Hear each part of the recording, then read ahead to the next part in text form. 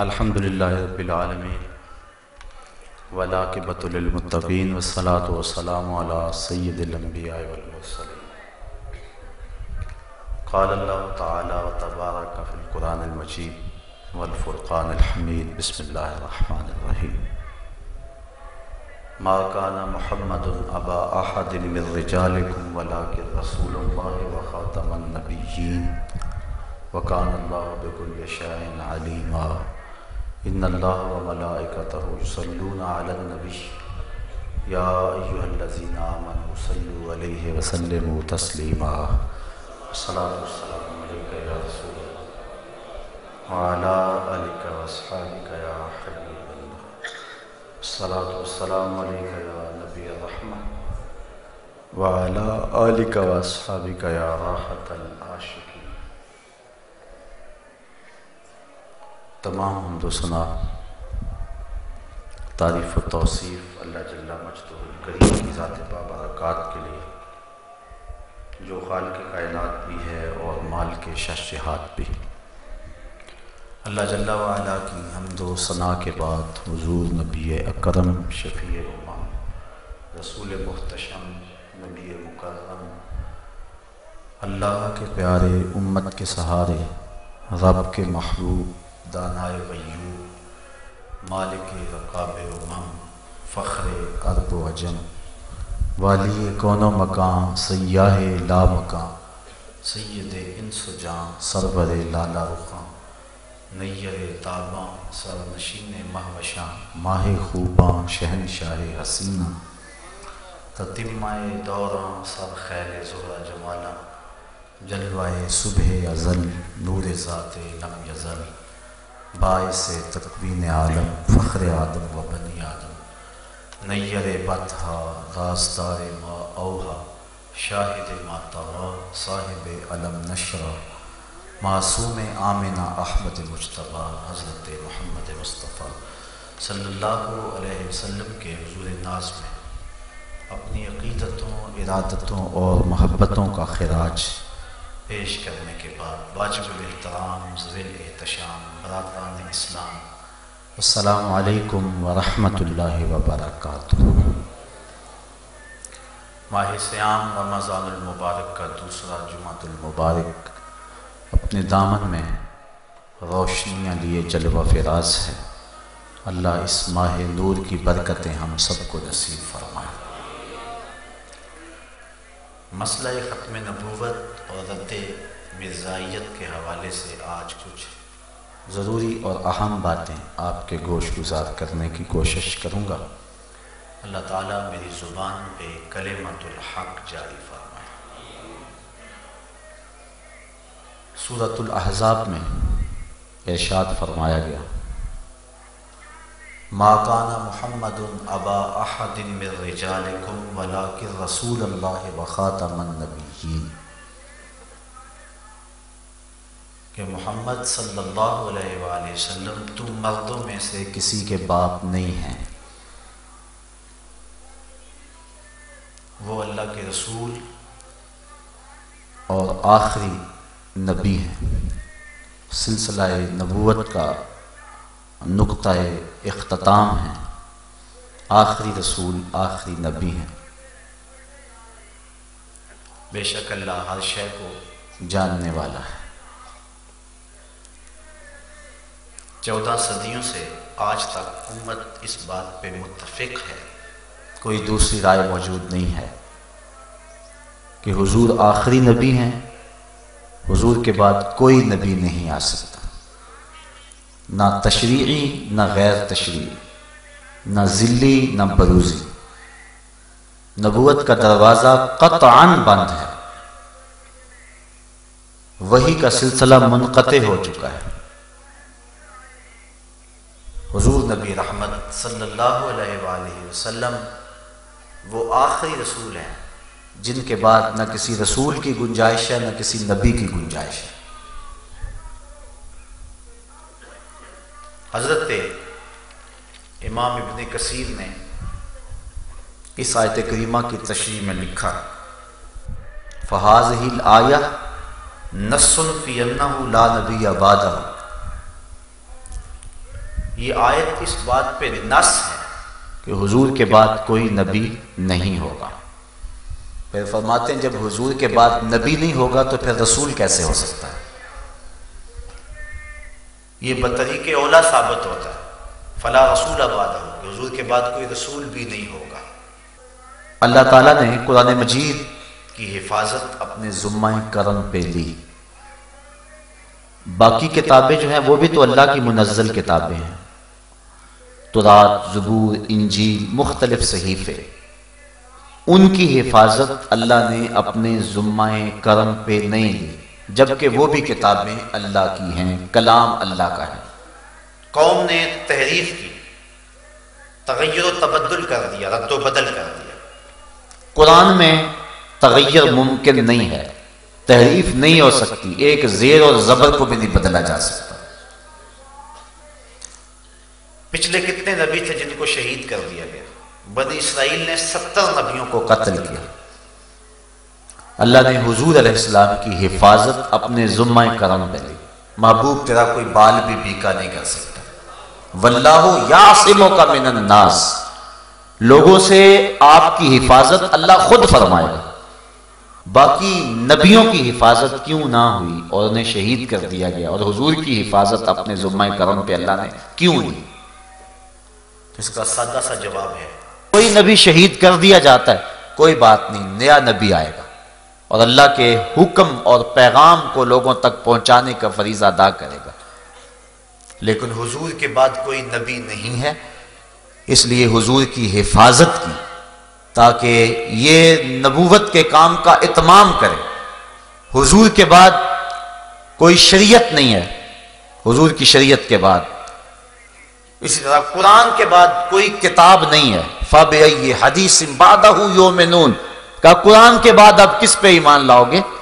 یہ آخری کتاب ہے، اس لیے اگر اس میں بھی تحریف راہ پا جاتی ہے تو لوگوں کے لیے ہدایت کے چشمے سوکھ جاتے ہیں۔ اس لیے قیامت تک یہ باقی رہے گی تاکہ ہدایت کے متلاشیوں کے لیے یہ نور روشنی بانٹتا رہے۔ اس لیے اللہ تعالیٰ نے اس کتاب کو قیامت تک کے لیے باقی رکھا، اور اس میں تحریف راہ نہیں پا سکتی کیونکہ کوئی اور کتاب ہی نہیں آئے گی۔ حضور علیہ السلام کی حفاظت کی کیونکہ کوئی اور رسول نہیں آئے گا۔ تو قرآن مجید کی حفاظت اللہ کا اپنے ذمہ کرم پہ لینا اور حضور علیہ السلام کی حفاظت اپنے ذمہ کرم پہ لینا، یہ ختم نبوت کی واضح اور بین دلیلیں ہیں۔ حضور نبی رحمت صلی اللہ علیہ وسلم نے ارشاد فرمایا کہ میری مثال ایسے ہے جس طرح کسی شخص نے کوئی خوبصورت عمارت بنائی، لوگ اس میں گھوم پھر کے دیکھتے ہیں تو اس کی خوبصورتی سے خوش ہوتے ہیں، لیکن ایک جگہ پر ایک اینٹ نہیں لگی ہوئی، اس کو دیکھ کر کے حیرت زدہ ہوتے ہیں کہ اتنی خوبصورت عمارت اور یہ اینٹ نہیں لگی ہوئی۔ فرمایا فَأَنَا اللَّابِنَةُ وَأَنَا خَاتَمُ النَّبِيِّينَ وَلَا نَبِيَّ بَعْدِي، میں کسر نبوت کی وہ آخری اینٹ ہوں اور میں خاتم النبیین ہوں، میرے بعد کوئی نبی نہیں آئے گا۔ تو کسر نبوت کی آخری اینٹ جس کے بعد کوئی گنجائش باقی نہیں رہ جاتی، جب مکمل ہو جائے، ٹائلیں لگ جائیں تو کوئی روڑا لے کر آ جائے کہ یہ روڑا میرا بھی لگاؤ، تو وہ محل میں بدصورتی پیدا کرے گا۔ محل کا مالک کبھی بھی اس میں کسی کے روڑے کو نہیں لگاتا۔ تو جب نبوت کا کسر مکمل ہو گیا تو کسی قادیان کے دجال کا روڑا اس کسر نبوت میں نہیں لگ سکتا ہے۔ حضور نبی رحمت صلی اللہ علیہ وسلم نے فرمایا، حضرت جبیر رضی اللہ تعالیٰ عنہ سے روایت ہے، فرمایا اپنے اسماء گنوائے، میں حامد ہوں، میں احمد ہوں، میں کفر کو مٹانے والا ہوں۔ پھر فرمایا انا العاقب، میں عاقب ہوں۔ فرمایا والعاقب الذی لیس بعدہ نبی، عاقب وہ ہوتا ہے جس کے بعد کوئی نبی نہ ہو۔ تو حضور علیہ السلام آخری نبی ہیں، حضور کے بعد کوئی نبی نہیں ہے۔ حضرت ابو امامہ الباہلی رضی اللہ تعالی عنہ کو حضور نے فرمایا وَأَنَا آخِرُ الْأَنْبِيَاءِ وَأَنْتُمْ آخِرُ الْأُمَمِ، میں آخری نبی ہوں اور تم آخری امت ہو، میرے بعد نبی کوئی نہیں، تمہارے بعد امت کوئی نہیں۔ پس خدا برما شریعت ختم کر، اقبال کہتا ہے پس خدا برما شریعت ختم کر، بر رسول ما رسالت ختم کر۔ اس نے ہمارے اوپر شریعت کو ختم کر دیا اور ہمارے رسول پر رسالت کو ختم کر دیا۔ آخری رسول ہے، اب کسی رسول کی کوئی گنجائش باقی نہیں رہتی ہے۔ حضرت ابو ذر رضی اللہ تعالی عنہ سے حضور نے ارشاد فرمایا، یا ابا ذر اول الانبیاء آدم و آخرهم محمد، ابو ذر سن لو، پہلا نبی حضرت آدم ہے اور آخری نبی محمد عربی صلی اللہ علیہ وسلم ہے۔ تو حضور علیہ السلام نے نبوت کے دروازے کو بند کر دیا، بلکہ فرمایا لو کانا بعدی نبیا لکانا عمر، اگر میرے بعد کسی کے سر پہ نبوت کا تاج سجنا ہوتا تو وہ عمر بن خطاب کے سر پہ سجتا، لیکن چونکہ میرے بعد نبی کوئی نہیں لہذا وہ نبی نہیں ہے۔ حضور علیہ السلام کے فرزند حضرت ابراہیم علیہ السلام کا انتقال ہوا۔ حضرت ابراہیم جب وفات پا گئے تو حضور علیہ السلام سخت افسردہ تھے، پھر مدح کرتے ہوئے اپنے بیٹے کی فرمایا لو عاشا کان صدیقا نبیا، اگر میرا بیٹا ابراہیم زندہ رہتا تو اللہ کا سچا نبی ہوتا۔ اس کا مفہوم علماء نے یہ بیان فرمایا ہے کہ چونکہ نبوت کا سلسلہ باقی نہیں رہنا تھا اس لیے حضور علیہ السلام کا فرزند زندہ نہیں رہا، تاکہ باقی نبیوں کے فرزند نبی ہوئے ہیں۔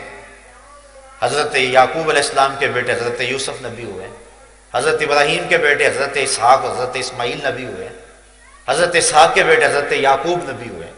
تو پہلے نبیوں کے بیٹے نبی ہوتے رہے، حضور امام الانبیاء ہیں، حضور کا بیٹا ہوتا اور نبی نہ ہوتا تو یہ حضور کی شان کے مناسب نہیں تھا، اس لیے بیٹے کو وفات دے دی گئی۔ چونکہ نبوت کا دروازہ بند ہے لہٰذا بیٹا فوت ہو گیا، اور حضور فرمایا اگر وہ زندہ ہوتا تو سچا نبی ہوتا، لیکن چونکہ نبوت کا دروازہ بند ہے اس لیے ان کو زندگی نہیں دی گئی۔ جب نبوت کا دروازہ بند ہے اور حضور کے شہزادے کو زندگی نہیں دی گئی چونکہ نبوت کا دروازہ بند ہے، تو دجال قادیان کون ہے جو نبوت کا دروازہ کھول کے بیٹھتا ہے؟ بلکہ ابتدائی زندگی کے اندر اس کی 1940 کے اندر پیدائش ہوتی ہے اور 1980 کے اندر یہ بات کہتا ہے۔ یہی مفہوم جو ختم نبوت کا ہے یہ خود بیان کرتا ہے اپنی یہ کتاب ازالہ اوہام کے صفحہ نمبر 576 جلد نمبر 2 میں لکھتا ہے، وہ وعدہ کر چکا ہے کہ بعد آن حضرت کے کوئی رسول نہ بھیجا جائے، یعنی حضور کے بعد کوئی رسول نہیں ہے، یہ اللہ نے وعدہ کیا ہے۔ اور پھر خود کہتا ہے آنا خاتم الاولیاء لا ولی بعد، میں آخری ولی ہوں، میرے بعد ولی کوئی نہیں۔ یہ اس نے من گھڑت وہی گڑی، نبی تو ہو نہیں سکتا حضور کے بعد، اور وہ یہ کہہ چکا ہے، اقرار کر چکا ہے، کہتا چلو ولی ہو سکتا ہے، میں آخری ولی ہوں، میرے بعد کوئی ولی نہیں ہو سکتا۔ آسمانی فیصلہ نامی یہ کتاب میں لکھتا ہے، اے مسلمانوں کی ذریت کہلانے والو، دشمن قرآن مت بنو اور خاتم النبیین کے بعد سلسلہ نبوت جاری نہ کرو۔ یہ خود اقرار کرتا ہے، خود بات کرتا ہے، اور پھر ایک وقت آتا ہے 1901 کے اندر خود نبی بن بیٹھتا ہے اور کہتا ہے سچا خدا وہ ہے جس نے قادیان میں اپنا رسول بھیجا۔ ایک جگہ پہ کہتا ہے کہ جو جھوٹا شخص ہوتا ہے اس کے کلام میں تناقض ضرور ہوگا، پہلے کچھ کہے گا بعد میں کچھ کہے گا، خود ہی کہتا ہے کہ جھوٹے شخص کے کلام میں تناقض ضرور ہوتا ہے۔ پہلے کہتا ہے کہ مسلمانوں کی ذریت کہلانے والوں، دشمن قرآن نہ بنو اور خاتم النبیین کے بعد سلسلہ نبوت جاری نہ کرو، اور پھر خود کہتا ہے سچا خدا وہ ہے جس نے قادیان میں رسول بھیجا، اور خود کہتا ہے کہ جو جھوٹا ہوگا اس کے کلام میں تناقض ضرور ہوگا، لہذا پہلے کچھ کہہ رہا ہے پھر اس کے برعکس کہہ رہا ہے، اور یہ کلام کا تناقض ہے، اور یہ اس کے جھوٹا ہونے کے لیے کافی ہے، وہ اپنے فتوے کی خود ہی ضد میں آ گیا، خود کہہ کے خود اس کے اندر پھنس رہا ہے۔ تو یہ 14 صدیوں سے امت کا طے شدہ اور متفقہ فیصلہ ہے کہ حضور کے بعد کوئی نبی، کوئی رسول، کوئی پیغمبر نہیں آ سکتا ہے۔ 2 اشخاص نے حضور کے دور میں اعلان نبوت کیا، ایک اسود انسی نے اور ایک مسلمہ کذاب نے۔ اسود انسی یمن کا رہنے والا تھا، اس نے اعلان نبوت کر دیا کہ میں بھی نبی ہوں۔ تو حضرت زریب بن کلیب رضی اللہ تعالی عنہ ایک صحابی تھے، تو ان کو کہنے لگا کہ میری نبوت کا اقرار کرو، وہ کہنے لگے میں نہیں کرتا، تیری جھوٹی نبوت کا میں انکار کرتا ہوں، ڈنکے کی چوٹ پہ انکار کرتا ہوں۔ اس نے حضرت زریب بن کلیب کو پکڑ کے جلتی ہوئی آگ میں ڈال دیا، اللہ نے حضرت زریب بن کلیب کے ایک بال کو بھی جلنے نہیں دیا۔ اور جب یہ خبر پہنچی تو حضور نے صحابہ کو بتایا تو حضرت عمر فاروق رضی اللہ تعالیٰ عنہ عرض کرنے لگے اللہ کا شکر ہے جس نے امت محمدیہ میں ایسا شخص پیدا کیا ہے جس کو حضرت ابراہیم علیہ السلام کی طرح آگ نے نہیں چھوا ہے۔ پھر حضرت فیروز نامی ایک صحابی نے اس کا کام تمام کر دیا اور 3-4 مہینوں کے اندر اندر ہی وہ اپنے انجام کو پہنچ گیا۔ دوسرا شخص جس نے حضور کے دور میں اعلان نبوت کیا وہ تھا مسیلمہ کذاب۔ اس نے اعلان نبوت کر دیا، بلکہ حضور کے پاس بہت سارے لوگ لے کر آیا، کہنے لگا کہ آپ میرے ساتھ وعدہ کریں کہ آپ کے بعد میں خلیفہ بنوں گا آپ کا، تو میں آپ کو مان لیتا ہوں۔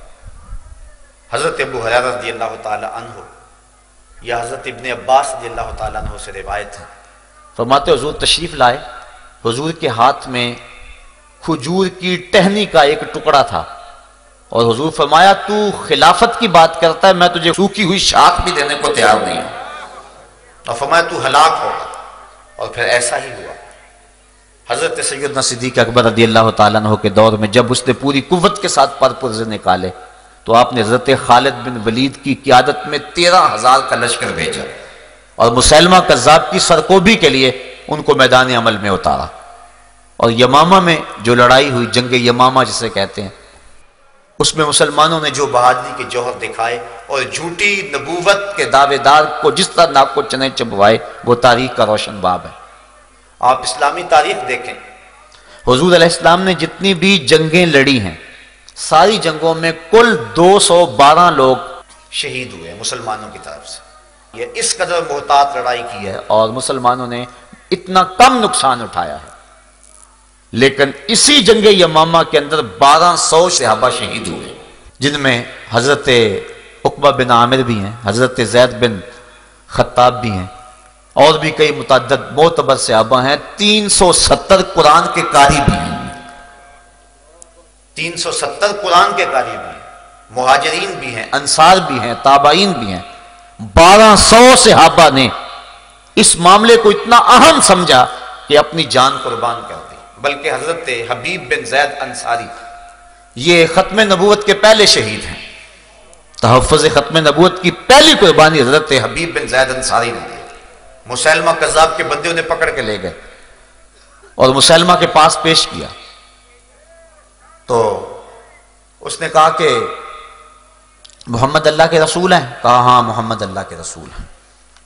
تو پھر کہنے لگا مسیلمہ کذاب اللہ کا رسول ہے؟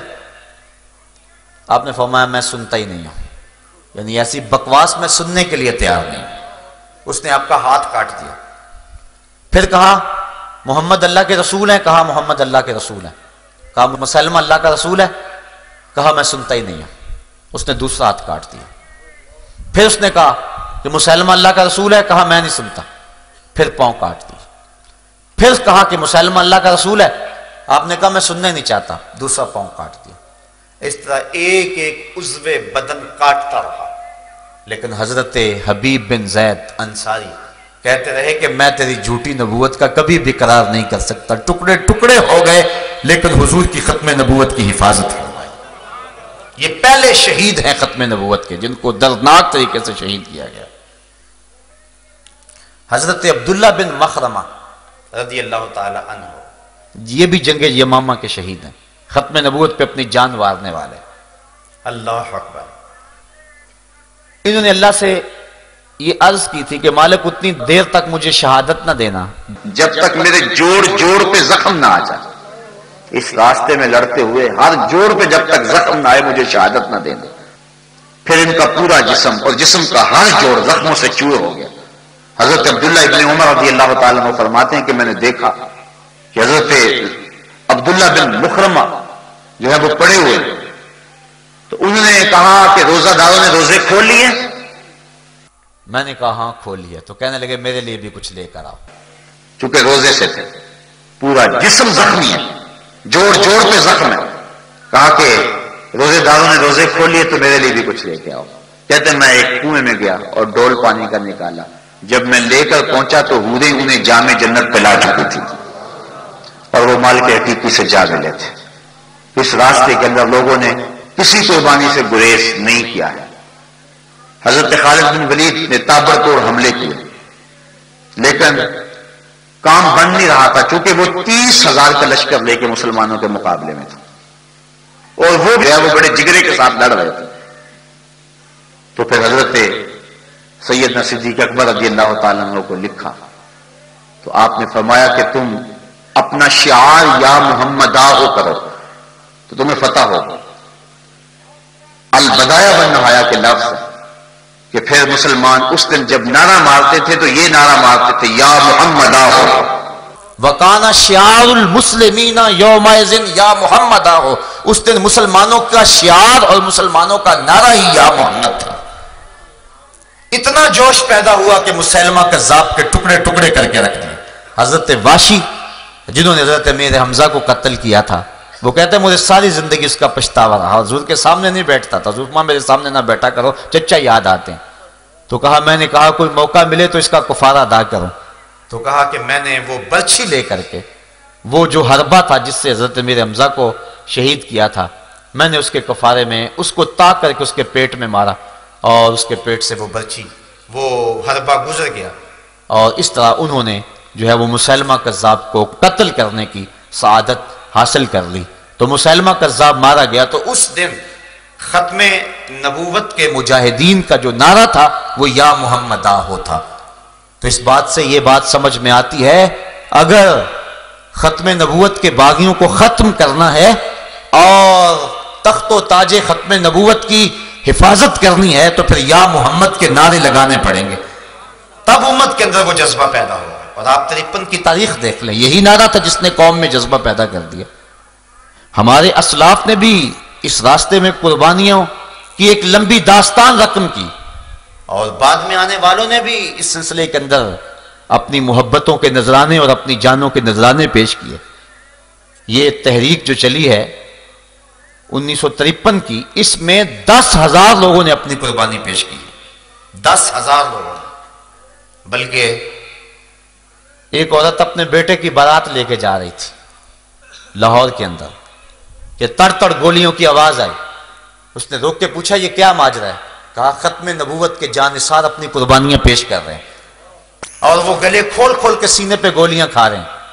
اس نے بارات کو وہیں روکا اور سب سے معذرت کی اور اپنے بیٹے کو کہا کہ بارات واپس جانے لگی ہے، میں یہ سیرا اتار کے تجھے شہادت کا سیرا پہنانا چاہتا ہوں، اور اتنی دیر تک حدود معاف نہیں کرو گی جتنی دیر تک محمد عربی کی ناموس میں قربانی نہیں پیش کرو۔ اور پھر دنیا نے دیکھا کہ پھر اس بچے کی لاش جو ہے وہ وہاں سے اٹھائی گئی اور وہ شہادت کا دولہا بن کے گھر میں پلٹتا ہے۔ تو یہ تاریخ ہے ہماری۔ علامہ عبدالستار خان نیازی علیہ الرحمہ نے کون سی قربانیاں پیش نہیں کی ہیں؟ وہ جب شیر دھڑتا تھا تو سینوں کے اندر کلیجے کانپتے تھے۔ جب نواب آف تالا باغ نے اس راستے کو روکنا چاہا، علامہ نیازی کو لالچ بھی دیے، دھمکیاں بھی دی، تو مسجد وزیر خان کے اندر آپ نے خطاب کرتے ہوئے کہا تھا او نواب آف تالا باغ، تیری لمبی لمبی مونچھوں سے بغاوت تو ہو سکتی ہے، محمد عربی کی کالی کالی زلفوں سے بغاوت نہیں ہو سکتی ہے۔ اور وہ تاریخ کی داستان رقم کی کہ رہنے والوں کے لیے مثال بن گئی۔ تو اس طرح منکرین ختم نبوت کی سرکوبی ہر دور میں ہوتی رہی۔ سجا نامی ایک عورت نے اعلان نبوت کیا، بعد میں وہ طائب ہو گئی۔ مختار سقفی نے اعلان نبوت کیا، حضرت عبداللہ ابن زبیر نے سن 67 کے اندر اس کا سر اتارا۔ متنبی نے اعلان نبوت کیا، بعد میں اس نے اس سے توبہ کر لی، رجوع کر لیا۔ مختلف ادوار میں مختلف لوگ نبوت کا جھوٹا دعویٰ کرتے رہے۔ اللہ کے محبوب علیہ السلام نے ارشاد فرمایا سیکون فی امتی کذابون ثلاثون کلہم یزعم انہ نبی وانا خاتم النبیین ولا نبی بعدی۔ فرمایا میری امت میں 30 دجال ہوں گے اور سارے یہ کہیں گے، گمان کریں گے کہ میں نبی ہوں۔ فرمایا میں آخری نبی ہوں، میرے بعد کوئی نبی نہیں ہے۔ ان 30 دجالوں میں ایک دجال مرزا قادیانی ہے جس نے جھوٹی نبوت کا ڈھونگ رچایا اور امت کو سخت مضطرب کیا۔ اس صدی کا سب سے بڑا فتنہ مرزا قادیانی کا فتنہ ہے۔ اس کے باپ دادا انگریزوں کے وفادار تھے اور امت کو ٹکڑے ٹکڑے کرنے کے لیے، جسد امت پہ چرکے لگانے کے لیے اور زخم زخم کرنے کے لیے جھوٹی نبوت کا ڈھونگ رچایا گیا۔ ہم تاریخ پڑھتے ہیں تو 3 لوگوں سے انٹرویو لیا گیا لیکن یہ کامیاب ٹھہرا۔ پھر پہلے جو کہتا تھا اے مسلمانوں کی ذریت کہلانے والوں، دشمن قرآن نہ بنو اور خاتم النبیین کے بعد سلسلہ نبوت جاری نہ کرو، وہ خود قادیان کا رسول بن بیٹھا اور اس نے قادیان کو مکہ اور مدینہ کی طرح کی بستی قرار دے دیا اور اپنی بیویوں کو معاذ اللہ ام المومنین قرار دے دیا اور اپنی ناپاک اولاد کو سادات قرار دیا اور اپنی بیٹیوں کو سیدہ فاطمہ الزہرا کے مثل قرار دیا اور معاذ اللہ اپنے پلیت ماننے والوں کو اس نے جو ہے وہ اصحاب قرار دیا اور اپنے ناپاک خلفاء کو خلفائے راشدین قرار دیا۔ اس طرح اس نے امت کے اندر فتنے بپا کیے اور ناپاک بستیوں کو مکہ اور مدینے کے برابر قرار دیا۔ اللہ تعالیٰ نے اس کے شر سے امت کو محفوظ فرمانا تھا۔ 1840 کے اندر یہ پیدا ہوا اور 1880 سے لے کر 1891 تک حیات مسیح کا منکر رہا۔ اس کے بعد پھر اس نے ملہم من اللہ ہونے کا اعلان کر دیا، مسیح موعود ہونے کا اعلان کر دیا، مہدی موعود ہونے کا اعلان کر دیا۔ 1890 میں پیر مہر علی شاہ رحمۃ اللہ تعالی علیہ حج پہ گئے۔ حضرت حاجی امداد اللہ مہاجر مکی علیہ رحمہ سے وہاں ملاقات ہوئی۔ پیر صاحب کو دیکھ کر فرمانے لگے پیر صاحب آپ حج پہ آئے ہوئے ہیں، واپس جائیں، ہندوستان میں ایک فتنہ اٹھنے والا ہے جس کی سر کو بھی آپ کریں گے۔ اور حضرت پیر صاحب فرماتے ہیں میں سویا خواب میں حضور کی زیارت نصیب ہوئی اور آقا کریم علیہ السلام نے فرمایا کہ تعویلات فاسدہ کے مقراض سے قادیان کا دجال میری حدیثوں کے ٹکڑے کر رہا ہے اور تم یہاں بیٹھے ہوئے ہو۔ تو حضرت پیر صاحب فرماتے ہیں کہ میں آیا اور آ کر کے جو ہے اس کی خبر لی۔ اعلی حضرت امام اہل محبت نے سب سے پہلے مرزا قادیانی کے حفوات پر کفر کا فتویٰ دیا اور 5 رسائل لکھے اور پیر صاحب نے شمس الہدایہ کے نام سے ایک کتاب لکھی۔ پھر مرزا قادیانی نے اس کے جواب کے اندر شمس بازرہ کے نام سے اپنے ایک مرید اور خلیفے سے کتاب لکھوائی۔ پیر صاحب نے اس کے مقابلے میں پھر سیف چشتیائی لکھی۔ آج تک اس کے کئی ایڈیشن چھپ چکے ہیں، مرزائیوں کو آج تک اس کتاب کے جواب دینے کی ہمت پیدا نہیں ہوئی۔ یہ حضرت پیر مہر علی شاہ صاحب کی زندہ کرامت ہے کہ آج تک سیف چشتیائی کا جو ہے وہ جواب نہیں ہو سکا ہے۔ مرزا قادیانی نے جب 1901 میں نبوت کا اعلان کیا، پہلے وہ مسیح مسیح بنا، مہدی موعود بنا، ملہم من اللہ بنا، کئی اس نے رنگ بدلے، ذلی، بروزی، غیر تشریح نبی، امتی نبی، کئی روپ دھارے۔ پھر اس کے بعد باقاعدہ طور پہ اس نے 1901 کے اندر باقاعدہ نبوت کا اعلان کر دیا اور کہہ دیا کہ میں خاتم النبیین ہوں، بلکہ اپنے آپ کو رحمت للعالمین کہہ دیا، بلکہ یہ کہا کہ انا آتینا کل کوثر، یہ میرے اوپر اتری ہے اور معراج پہ میں گیا ہوں اور یہ آیت میرے حق میں نازل ہوئی ہے۔ طرح طرح کی حفوات اس نے بکنا شروع کر دی۔ وہی شخص جو پہلے کہتا تھا کہ اے مسلمانوں دشمن قرآن نہ بنو اور قرآن کا مقابلہ نہ کرو، نبوت کا دروازہ نہ کھولو، اب خود ہی کھول کے بیٹھ گیا اور خود کہا کہ جس کے کلام میں تناقض ہوگا وہ جھوٹا ہوگا، اور اپنے جھوٹ کو خود ہی اپنے عمل سے ثابت کر رہا ہے۔ تو علماء نے جو ہے وہ اس کا مقابلہ کیا، یہ روز کوئی نہ کوئی بات بکنے لگا اور 72 کتابیں اس نے اس عرصے میں لکھی اور کہنے لگا میرے اوپر وہی آسمان کی بارش کی طرح برستی ہے، کبھی اردو میں کبھی انگلش میں۔ وہ ٹیچی ایک فرشتہ اس نے مقرر کیا ہوا تھا، پتہ نہیں وہ کون تھا، وہ آ کے اس کو وہی دے جایا کرتا تھا اور الٹی سیدھی ٹیڑھی میڑھی باتیں جو ہیں وہ وہی کے نام سے حفوات بکا کرتا تھا۔ بلکہ جو شخص اس کی نبوت کا اقرار نہیں کرتے اس کے بارے میں اس نے سخت رویہ اختیار کیا۔ وہ کہتا ہے کہ کنجریوں کے بچوں کے بغیر جن کے دلوں پر اللہ نے مہر لگا دی، باقی سب میری نبوت پہ ایمان لا چکے ہیں۔ آئینہ کمالات میں اس نے لکھا۔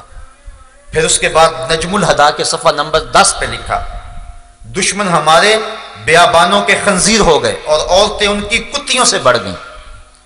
پھر اس بدبخت نے ازالہ اوہام کے اندر لکھا، ان لوگوں نے چوروں، قزاقوں اور حرامیوں کی طرح اپنے محسن گورنمنٹ پر حملہ کر دیا تھا۔ یہ وہ بدبخت شخص ہے کہ جس نے امت کو گالیاں بکیں، اور جو اس کی جھوٹی نبوت کو نہیں مانتا تھا وہ شخص اس کے لیے گردن زدنی ٹھہرا، اور اس کو اس نے خنزیر، ولد الحرام، زنا کی اولاد اور عورتوں کو کتیوں سے بدتر قرار دیا، جبکہ یہ سب کچھ خود تھا اور اس کی اولاد اور ذریت خود تھی۔ مسلمان کبھی بھی ایسے پلیت شخص کو نہیں مان سکتے۔ حضرت امام اعظم امام ابو حنیفہ نے فتویٰ دیا کہ جو شخص یہ دعویٰ کرے کہ میں نبی ہوں، فرمایا وہ شخص کافر ہے، جو اسے مانے وہ بھی کافر ہے۔ من شکا فی کفر ہی و عذاب ہی فقد کافرہ، جو اس کے کفر میں شک کرے وہ بھی کافر ہے۔ اور جو شخص ایسے مفتری، کذاب اور دجال سے معجزہ طلب کرے وہ بھی کافر ہے۔ اسے معجزہ بھی طلب نہیں کرنا چاہیے، وہ جھوٹا ہے، بالکل جھوٹا، حضور کے بعد کوئی نبی نہیں آ سکتا ہے۔ تو اس نے یہاں تک بکا کہ جو مجھے نہیں مانتا وہ کتا ہے اور خنزیر ہے اور ولد الحرام ہے۔ اور ایک موقع پہ کہتا ہے میری زبان زیب نہیں دیتی کہ کسی کو گالیاں دوں، اور خود ہی یہ گالیاں بکتا چلا جا رہا ہے۔ اس نے ازواج رسول کی توہین کی، حضور کی شہزادیوں کی توہین کی، اللہ کے رسول اور نبیوں کی توہین کی، سارے ولیوں کی توہین کی، جمی مسلمانوں کی توہین کی، اور عذاب میں مبتلا ہوا، سینکڑوں بیماریوں کے اندر مبتلا تھا، ایک پل سے چین نہیں ملتا تھا۔ حضرت پیر میر علی شاہ صاحب کو چیلنج دیا، اس کا خیال تھا گوشہ نشین بزرگ ہیں، کب میرے چیلنج پہ لبیک کہیں گے، میری حفوات کو اور میری بکواس کو کب اہمیت دیں گے؟ لیکن حضور کی ختم نبوت کا مسئلہ تھا، وہ حجرے سے باہر نکل آئے۔ جب لاہور میں پہنچے تو مرزا کو آنے کی ہمت اور طاقت نہ ہوئی اور ذلیل و رسوا ہوا۔ اور پیر میر علی شاہ صاحب ابھی لاہور میں ہی تھے، بلکہ آپ اپنی رہائش جب وہاں مقرر تھی عارضی طور پہ، وہاں سے نکل کے شاہی مسجد میں جا رہے تھے، جو جگہ مقرر تھی مناظرے کے لیے وقت معین پر۔ تو راستے کے اندر پیلے رنگ کے اشتہار لگے ہوئے تھے کہ پیر میر علی شاہ میدان چھوڑ کے بھاگ گئے، حالانکہ وہ خود نہیں آیا، اور پیر میر علی شاہ ان کے ساتھ جلوس جا رہا ہے اور راستے کے اندر اشتہار لگے ہیں کہ وہ بھاگ گئے، اور لوگ حیرت زدہ ہو رہے تھے کہ یہ کتنا جھوٹ کا پلندہ ہے اور کتنی بکواسات ہے کہ ہم تو جا رہے ہیں اور ہمارے سے پہلے اشتہار لگے ہوئے ہیں کہ پیر میر علی شاہ صاحب بھاگ گئے۔ اللہ تعالیٰ نے اسلام کو فتح اور کامیابی عطا فرمائی، اور پیر میر علی شاہ صاحب سرخرو ہوئے اور یہ نہ آ سکا۔ پھر اس نے تعویل یہ کی چونکہ وہاں لوگ بپھرے ہوئے تھے، اگر میں جاتا تو بڑا نقصان ہوتا، یہ کیسا نبی ہے جو لوگوں سے ڈر رہا ہے؟ اللہ کے نبی تو ہزاروں کے لشکر میں کود جاتے ہیں، ان کے سینے کے اندر کوئی خوف پیدا نہیں ہوتا ہے، وہ تو جلتی ہوئی آگ میں چھلانگ لگا دیں تو آگ ان کا بال بھی بیکا نہیں کرتی ہے۔ یہ کیسا جھوٹا نبی ہے کہ جو ڈرتا ہے کہیں مجھے کوئی قتل نہ کر دے۔ پھر اس نے مختلف قسم کی پیشگوئیاں کرنی شروع کر دی، اور کہنے لگا کہ اگر ثابت ہو کہ میری 100 پیشگوئی سے ایک بھی جھوٹی نکلی تو میں اقرار کرتا ہوں کہ میں جھوٹا ہوں۔ یہ حاشیہ 40 میں اس نے لکھا۔ پھر جو بھی اس نے پیشگوئی کی وہ سچی ثابت نہ ہوئی۔ ہوا اس طرح کہ 1891 میں اس کا ایک قریبی عزیز تھا احمد بیگ، اس کی ایک بیٹی تھی محمدی بیگم، اس پہ اس کی نظر پڑ گئی، اور پھر اس نے اپنی طرف سے من گھڑت وہی گڑی کہ محمدی بیگم کا میرے ساتھ نکاح قرار پا گیا ہے اور ہر صورت میں وہ میرے نکاح میں آئے گی۔ اور یہ اس نے احمد بیگ ہوشیار پوری کو خط لکھا، لیکن وہ ایسے بدبخت سے اپنی بیٹی کا نکاح کیسے کر سکتے تھے؟ جب بات نہ بنی تو اس نے پھر خط لکھا کہ اگر تم نے محمدی بیگم کی کسی جگہ شادی کی تو جس مرد کے ساتھ شادی کرو گے 2.5 سال کے اندر اندر وہ مر جائے گا، اور اس کا باپ بھی 3 سال کے اندر اندر مر جائے گا، اور یہ سخت اذیت کی زندگی یہ جو 2.5 سال ہوں گے گزارے گی، پھر اس کے بعد میرے نکاح میں آئے گی، تو جب آخر میں میرے نکاح میں آنا ہے تو ابھی میرے نکاح میں سے دے دو۔ انہوں نے اس کی کسی بات کی پرواہ نہ کی، اور سلطان بیگ نامی ایک شخص سے مئی 1891 میں محمدی بیگم کی شادی کر دی۔ اب یہ سخت پریشان ہوا، اس کے والدین کو لالچ بھی دیا کہ میں باغ کا 1/3 حصہ تمہیں دے دوں گا، بہت کچھ ہوا، بلکہ جو احمد بیگ کی ہمشیرہ تھی اس کی بیٹی مرزا کے بیٹے کے ساتھ بیاہی ہوئی تھی، اس نے یہ بھی دھمکی دی کہ میں جو ہے وہ اس کو طلاق دلوا دوں گا، اور اگر میرے بیٹے نے طلاق نہ دی تو اس کو اپنی جائیداد سے آگ کر دوں گا، لیکن یہ دھمکی بھی نہ چلی۔ تو اس طرح اس نے کہا تھا 2.5 سال اس کا خاوند نہیں جی سکتا۔ اللہ کی توفیق سے محمدی بیگم کا خاوند نکاح کے بعد مسلسل 40 سال تک زندہ رہا، اور محمدی بیگم 58 سال تک زندہ رہی، اور اس کا باپ بھی 20 سال زندہ رہا۔ اب مرزا پھر پریشان ہو گیا کہ میری پیش گوئی تو خراب ہوگی اور میرے ماننے والے کہیں لڑکھڑا نہ جائیں۔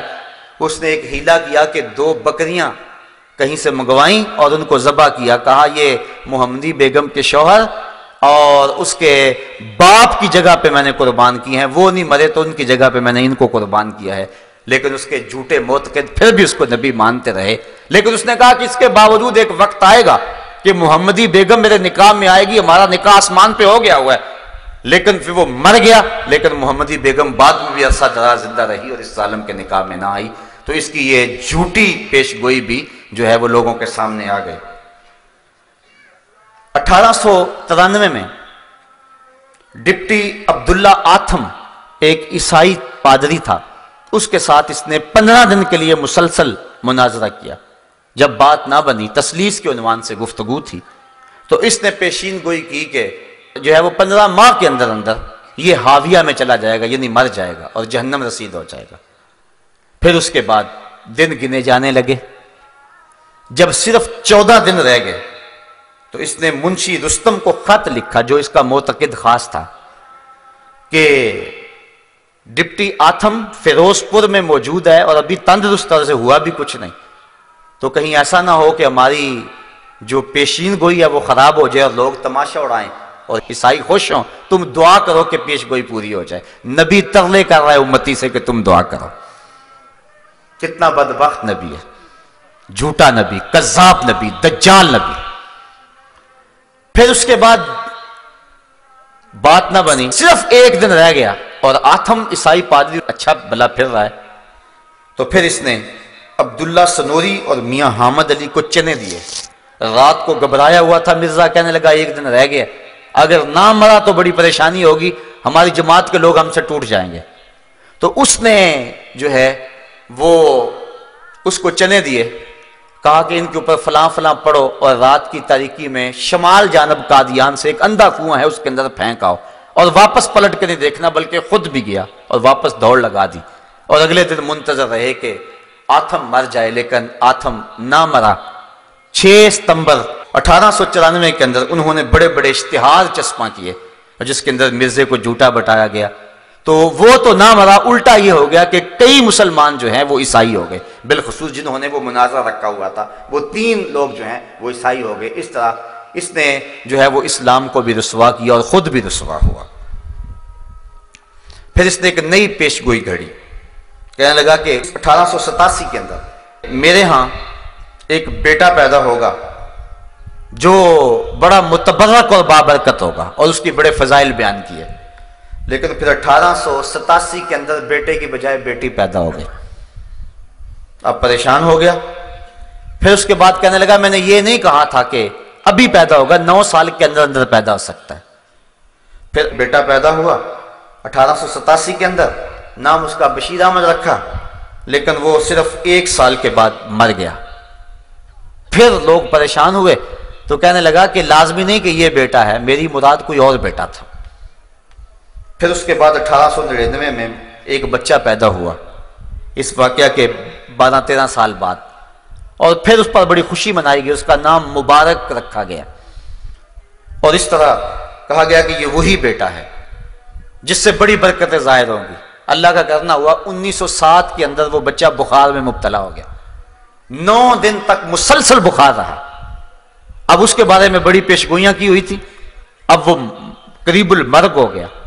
حکیم نور الدین کو بلوایا گیا جو اس کا بعد میں خلیفہ بھی بنا، تو مرزا نے دیکھا تو اس کی چونکہ نبض ٹھنڈی ہو گئی تھی تو جسم کی گرمی کم ہو گئی، تو اتنی دیر تک حکیم نور الدین آ گیا، اس نے نئی وحی گھڑ لی، کہنے لگا کہ مجھے ابھی ابھی وحی آئی ہے کہ مبارک کا بخار اتر گیا۔ تو حکیم نور الدین نے آگے بڑھ کے جب نبض پہ ہاتھ رکھا تو نبض اتر چکی تھی. کہنے لگا حضرت یہ تو جا رہا ہے، رخصت ہو رہا ہے، آپ جلدی سے کستوری لائیں.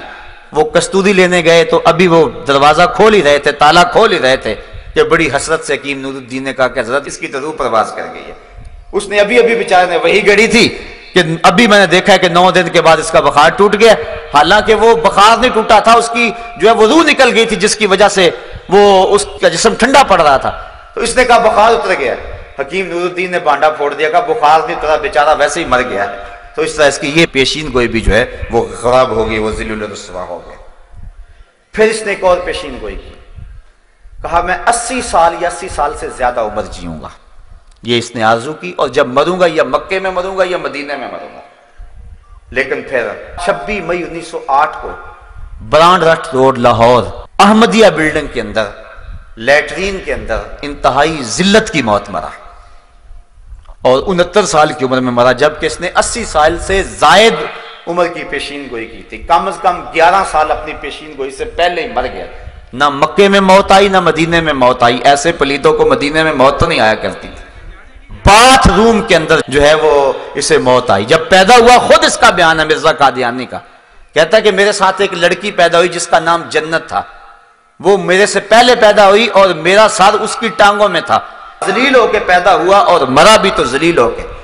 اس طرح جھوٹی نبوت کا یہ دعوے دار ذلیل و رسوا ہو کر آن جہانی ہو گیا اور اس دنیا سے چلا گیا، اور ذلت اور کمینگی کی زندگی بسر کر کے جو ہے، لیکن امت کے ایک بہت سارے طبقے کو اذیت میں مبتلا کر گیا اور ان کو دکھ دے گیا. ساتھ ہی کتنے لوگوں کا ایمان خراب ہو گیا. 102 سال ہو گئے اس ظالم کو مرے ہوئے، لیکن اس کے باوجود بھی آج ہزاروں کی تعداد کے اندر اس جو ہے وہ ٹیڑے میڑے دین کو، جس کی کوئی ٹانگ اور کوئی ہاتھ اور کوئی پیر ہی نہیں ہے، اس کو ماننے والوں کی ایک تعداد ہے. اصل بات یہ ہے کہ جہاد کو ختم کرنے کے لیے اور انگریز کی وفاداری کے لیے، اس کی حکومت کے استحکام کے لیے یہ سارا ڈرامہ رچایا گیا تھا.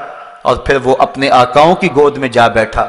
مرزا طاہر بھی، مرزا مسرور بھی، سارے جو ہے وہ ان کی گود میں بیٹھے اور ان کی ایڈ پہ یہ پل رہے ہیں. اور آج بھی لوگوں کو دولت اور بیرون ملک کا لالچ دے کر کے وہ اسلام اور دین سے منحرف کرتے ہیں.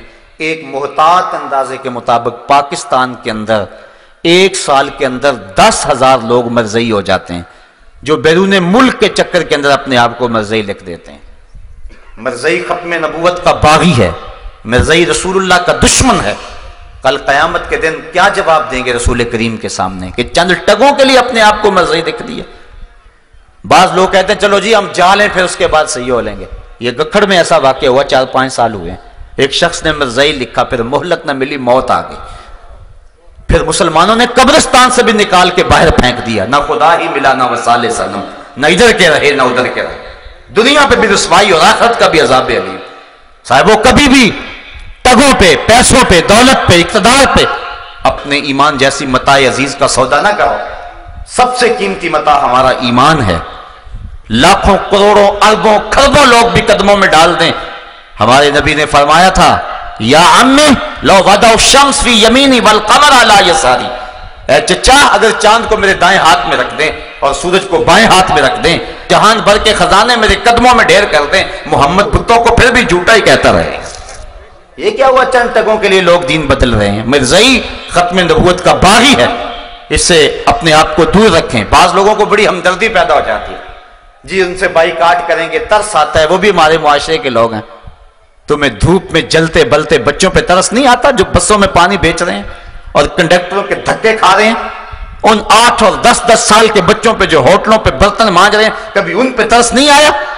ہوٹلوں کے پچھواڑے پہ جو سر جھکائے لائنوں میں بچہ کھچا لینے کے لیے کھڑے ہوئے، کبھی ان پہ ترس نہیں آیا تمہیں شاتمان رسول اور ختم نبوت کے باغیوں پہ ترس آتا ہے؟ ایک شخص نے حضرت عائشہ رضی اللہ تعالیٰ عنہ کی توہین کی. رات کو خواب میں حضور کو دیکھا، آقا نے رخ پھیر لیا. حضور فرمایا میری زوجہ کے بارے بات ہو اور تو کوئی بات ہی نہ کرے. کہنے لگا ما قدر، تو میرے میں طاقت نہیں تھی، میرے میں طاقت نہیں تھی، میں کمزور تھا، بات نہیں کر سکا. فَأَوْمَا إِلَى سَبَابِهِ وَالْوُسْطَى، حضور نے اس انگلی اور اس انگلی سے اشارہ اس کی آنکھوں کی طرف کیا، إِلَى عَيْنَيْهِ فلم مستيقظ فهو اعمى، جب صبح اٹھا تو اندھا ہو چکا تھا کہ میری زوجہ کے بارے میں کوئی بد زبان منہ کھولے تو اس کتے کی زبان کھینچ کیوں نہیں دی ہے؟ تو آج ختم نبوت کے باغی بھونک رہے ہیں اور رسول کریم کو سری گالیاں دیتے ہیں اور صحابہ رضوان اللہ علیہ مجمعین کو سری گالیاں دیتے ہیں. وہ اپنی ناپاک اور اپنی گندی اولاد کو حضور کی اولاد کے مشابہ قرار دیتے ہیں. ان کی افواہات سے اپنے آپ کو بچائیں اور اپنے ایمان کی حفاظت کریں، اور اگر کسی محلے بستی میں اگر کوئی ایسا شخص ہے اس سے قطعاً بائیکاٹ کریں. کل قیامت کے دن تمہیں رسول اللہ اپنی رضا اور اپنی مرضی کا نور نصیب فرمائیں گے، اور اگر تم کسی مرزائی سے تعلق رکھو گے تو گنبد خضرا میں حضور کا دل دکھے گا کہ وہ تو ڈاکہ ڈالنے والے ہیں قصے نبوت پہ، تم ان کو اپنی باہوں میں لے رہے ہو. مسلمانوں کو غیرت کا درس دیا ہے اور غیرت کا سبق سکھایا ہے. صاحبو آؤ اپنی زندگی کو اچھائی کا حسن دے لیں اور اپنے ایمان کی پوری طرح سے حفاظت کریں. وآخر دعوانا ان الحمدللہ رب العالمین. آفاق کے ہر گوشے میں قرآن سنا کر دم لینا، اب رکنا نہیں، اب تھمنا نہیں، فردوس میں جا کر دم لینا.